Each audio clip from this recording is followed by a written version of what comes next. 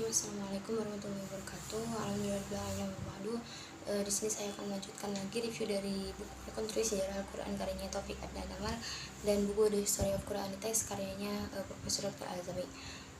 Adapun di buku yang pertama ini yang mana kita akan bahas kali ini adalah di bab 9 dalam buku ini, yakni di bab 9 ini mengenai unifikasi bacaan Al-Quran. Nah, di bagian pertama ada asal usul keragaman bacaan Al-Quran. Nah, menurut sudut pandang tradisional, terutama dalam kategori mutawatir dan masyhur, keragaman bacaan Al-Quran itu bersumber dari Nabi Muhammad itu sendiri. Gagasan ini dipijakan pada sejumlah hadis yang menegaskan bahwa Al-Quran itu diwahyukan dalam sab'atu ahruf atau 7 huruf. Yang terkenal dari hadis diantaranya adalah riwayat dari Umar bin Khattab dan Hisham bin Hakim. Adapun yang kedua yaitu unifikasi bacaan Al-Quran. Nah, upaya standarisasi teks pada masa Utsman dalam kenyataannya juga mengarah kepada unifikasi bacaan Al-Quran. Nah, dalam buku ini juga dijelaskan mengenai karir dari dari ketujuh imam, yakni seperti Nafi, Ibnu Katsir, Ibnu Amir, Abu Ammar, Hashim, Hamzah, dan Al-Kasai. Namun yang terakhir adalah penutup. Al-Quran diwahyukan dalam suatu situasi kesejarahan yang konkret. Sebagian besar kandungan kitab suci ini merupakan respon terhadap situasi kesejarahan tersebut. Nah, wahyu Al-Quran yang diterima Nabi Muhammad dan disampaikan kepada generasi pertama Islam telah dipelihara dalam bentuk hafalan dan tulisan. Nah, akhir kata penulis mengatakan bahwa tujuan dari kajian ini adalah mengupayakan suatu rekonstruksi yang agak rinci terhadap perjalanan historis Al-Quran. Nah, walaupun sejarah Al-Quran pada bacaan Al-Quran pada perkembangannya formatifnya masih tetap menyimpan gitu sejumlah besar misteri yang menuntut penelitian lebih jauh dan mendalam tentangnya di masa-masa mendatang. Adapun dari buku The History of Quran Text ini yang akan kita bahas kali ini adalah 3 bab, yang mana ada bab 11, bab 12, dan bab 13. Di bab 11 ini mengenai penyebab munculnya ragam bacaan. Nah, adapun bagian pertama itu sistem bacaan atau qiraat sebagai sunnah. Nah, ilmu seni bacaan Al-Quran yang tepat itu diperkenalkan oleh Nabi Muhammad sendiri. Suatu praktik atau sumpah yang menunjukkan tata cara bacaan setiap ayat. Tidak ada bacaan yang bermula dari hasil tebakan seorang penggubah yang dilakukan secara pribadi, dimana ketika itu mulai muncul lebih banyak bacaan orang-orang yang memiliki otoritas. Nah, semua sumber ini bisa dilacak sampai kepada Nabi Muhammad SAW. Adapun bagian kedua yakni perlu banyak bacaan, ragam sistem bacaan, penyederhanaan bacaan bagi mereka yang tidak biasa atau non-Arab. Lebih dari 20 sahabat telah meriwayatkan hadis yang mengukuhkan bahwa Al-Quran itu diturunkan dalam 7 deleg atau sab'atu ahruf.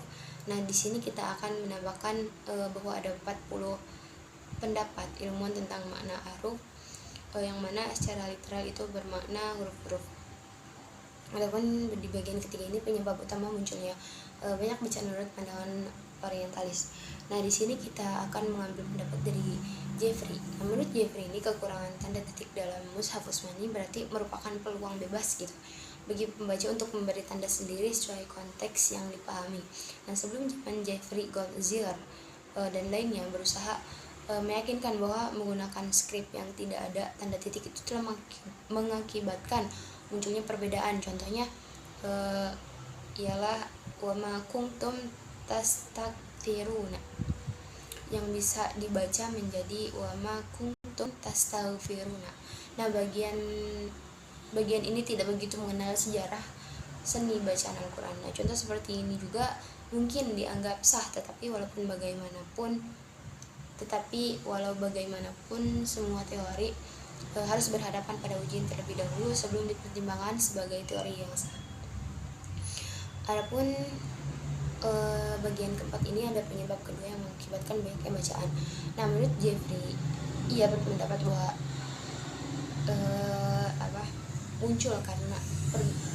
perbedaan muncul karena beberapa pembaca menggunakan teks yang bertanggalkan sebelum Mushaf Utsmani, yang kebetulan berbeda dengan kerangkaian Utsmani yang tidak dimusnahkan walaupun ada perintah dari khalifah. Tetapi anggapan ini dibesarkan tanpa ada bukti dan kukuh. Namun bagian kelima ini mengubah sebuah kata karena kesamaannya dalam waktu membaca. Ghazi Bashar dan yang lainnya menganggap bahwa di zaman masyarakat muslim terlebih dahulu Muslim terdahulu mengubah sebuah kata dalam ayat Al-Quran untuk mencari kesamaan adalah sangat diperbolehkan. Nah, dari sini kita dapat menyimpulkan bahwa beberapa ilmuwan mengajukan catatan penjelasan pada pendengaran sewaktu yang membacakan Al-Quran. Nah, hal ini juga tidak dapat kita anggap sebagai varian reading atau ragam bacaan yang sah, dan tidak pula dalam menganggapnya sebagai bagian dari Al-Quran. Nah, adapun yang terakhir ini adalah kesimpulan setelah meneliti hipotesis Jeffrey dan Wazihart menganggap bukti yang tepat tampaknya tidak ada cara lain kecuali meletakkan teori mereka ke pinggiran. Nah, bagi muslimah solehah dan tidak ragu-ragu lagi bahwa Allah berjanji akan memelihara kitabnya dan tidak akan memiliki bahasa atau skrip yang lemah guna menyampaikan wahyunya yang terakhir. Nah, dalam kapasitas sastra, ekspresi yang mendalam, gaya puitis, tulisan ejaannya, nah bahasa Arab adalah bahasa yang cukup maju yang telah diberkati dan pilihan Allah melebihi bahasa-bahasa lainnya. Adapun di bab 12 ini mengenai metode pendidikan muslim. Nah, bagian pertama ini kehausan sumber informasi.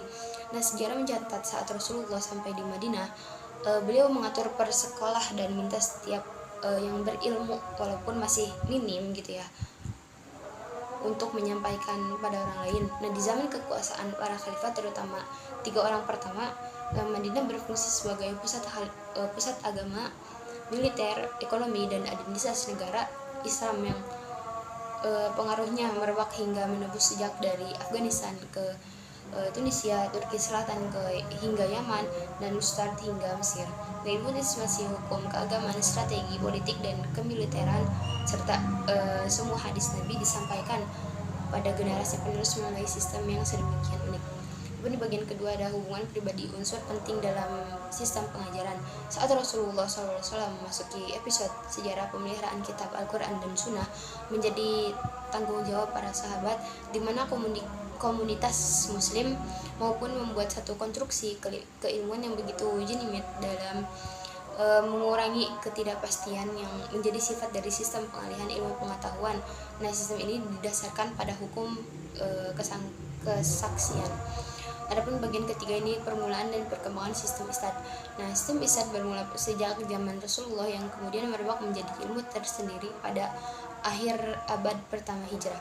Nah, dasar ketanaman ilmu ini berpijak pada kebiasaan para sahabat dalam transmisi hadis di kalangan mereka.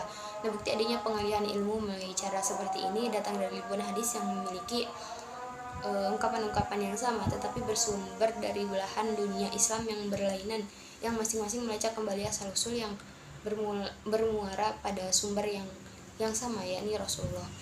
Nah, adapun di bab 13 ini mengenai apa yang disebut Mushaf Ibnu Mas'ud dan tuduhan ragam bacaan yang ada di dalamnya. Nah, Jeffrey beranggapan mengenai Mushaf Ibnu Mas'ud sebagai berikut. Berbeda dengan Mushaf Utsmani, dari susunan surat mengalami perbedaan teks dan tidak memasukkan 3 surat. Secara sepintas memunculkan 2 bantahan atas tuduhan Jeffrey tersebut. Salah satunya bahwa kebanyakan referensi Jeffrey sama sekali tidak memiliki isnad yang menyulitkan untuk dapat diterima karena sumber itu tidak menawarkan sesuatu kecuali fitnah. Adapun di bagian pertama ini ada susunan Mushaf Ibnu Mas'ud. Nah, tidak ada satu dari mereka yang hidup sezaman dengan Ibnu Mas'ud menyebut mushaf yang dimilikinya itu memuat susunan surat yang berlainan. Nah, isu-isu itu muncul ke permukaan setelah beliau wafatnya. Nah, mengenai wafatnya kita menemukan 2 riwayat silang. Yang pertama menyebutkan bahwa susunan surat itu berlainan dengan yang kita miliki, sementara yang lain itu mengatakan bahwa susunan surat itu sama. Adapun bagian kedua itu teks yang berbeda dengan mushaf kita. Nah, melibatkan diri dalam penelitian itu memerlukan dasar pijakan gitu yang kuat. Namun dalam hal ini kita menemukan mereka tenggelam dalam arus kabar angin yang hampir sama sekali tidak punya jaringan mata rantai transmisi, dan gagal dalam menyajikan pendapat logis mengenai apa yang dikatakan sebagai Mushaf Ibnu Mas'ud itu. Dalam keadaan seperti ini, pendekatan dan penemuan Jeffrey seperti yang bisa kita lihat pada intinya itu sangatlah naif. Adapun bagian ketiga ini 3 surat yang dihilangkan. Nah, surat Al-Fatihah, Al-Falaq, dan An-Nas menurut beberapa riwayat tidak terdapat di dalam Mushaf Ibnu Mas'ud. Namun tampaknya permasalahan ini sangat meragukan mengingat bacaan Al-Fatihah tidak bisa terlepas dari Al-Quran dan selalu dibaca ketika sholat sejak zaman Nabi Muhammad. Dan banyak hadis Nabi Muhammad memuji kesolehan Ibnu Mas'ud, dan Ibnu Mas'ud tidak akan mungkin berbuat macam-macam. Jadi secara logika mungkin Ibnu Mas'ud itu menolak surat Al-Fatihah. Adapun mengenai surat yang ke 113 dan 114 di dalam Al-Quran, yakni surat Al-Falaq dan Anas, nah murid-murid Ibnu Mas'ud ini yang cemerlang dan kuat pemikirannya, semuanya itu meriwayatkan bahwa Al-Quran yang mereka terima dari Ibnu Mas'ud itu berjumlah 114. Hanya salah satu murid dari Zir, yakni Hashim, satu-satunya yang beri pernyataan konyol, pendeti yang mengajarkan seluruh kitab Al-Quran atas wewenang Ibnu Mas'ud. Adapun bagian keempat, kapan tulisan itu diterima sebagai bagian dari Al-Quran. Nah, prinsip menemukan ayat sebagai Al-Quran. Nah, ada 3 pedoman yang hendaknya terpenuhi sebelumnya cara sebuah bacaan suatu ayat dapat diterima sebagai Al-Quran. Yang pertama yakni qiraat, mesti tidak diriwayatkan dari salah satu sumber yang memiliki otoritas, melainkan melalui sejumlah riwayat besar yang cukup untuk lenyapkan kemungkinan adanya kesalahan yang masuk, dan juga sampai kepada Nabi Muhammad yang dapat menjamin keaslian dan kepastian bacaan. Dan yang kedua yaitu teks bacaan dengan apa yang terdapat dalam Mushaf Utsmani. Dan yang ketiga, cara pengucapan mesti senada dengan tata bahasa Arab yang benar. Nah, contoh hukuman bagi ilmuwan yang menyalahi ketentuan dari Ibnu Mas'ud ini, salah seorang ilmuwan terbesar di bidang qiraah di zamannya itu menganggap remeh naskah Utsmani dalam bacaan Al-Quran, dan dalam persidangan hukum ia diminta bertobat dan akhirnya dikenakan hukum cambuk sebanyak 10 kali. Mungkin cukup itu yang bisa saya sampaikan, kurang dan kurangnya mohon maaf. Wassalamualaikum warahmatullahi wabarakatuh.